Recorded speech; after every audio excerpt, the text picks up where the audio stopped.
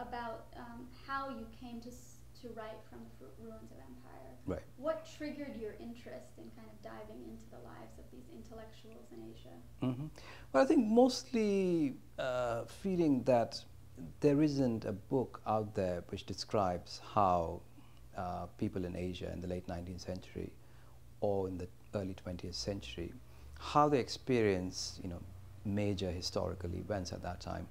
What did they make of Western imperialism, the fact of Western presence in their societies? Very dominant, overwhelming presence. And you could find this information scattered across various history books in nationalist histories.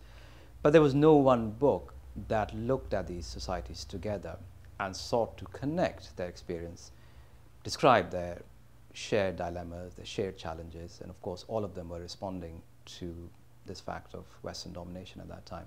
So it really began with that simple, very simple quest to bring together these voices and describe, in one sense, the prehistory of anti-colonial movements in that part of the world.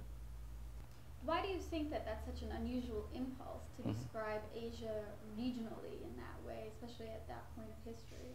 I think, what has happened with nationalist histories in particular, and we all inhabit particular nationalist histories. We grow up on, particular accounts of how our nation state came into being.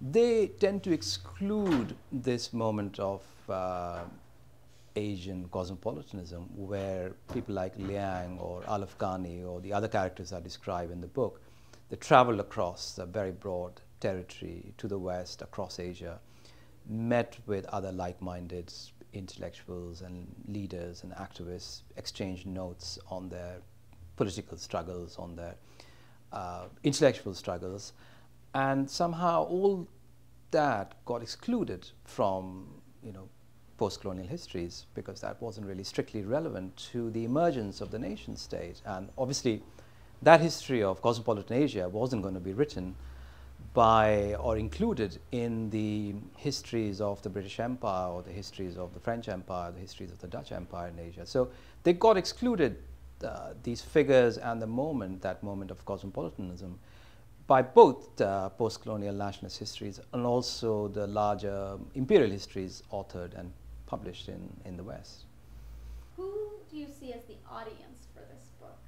Well, imagine people like myself who've grown up straddling different cultures, who've absorbed,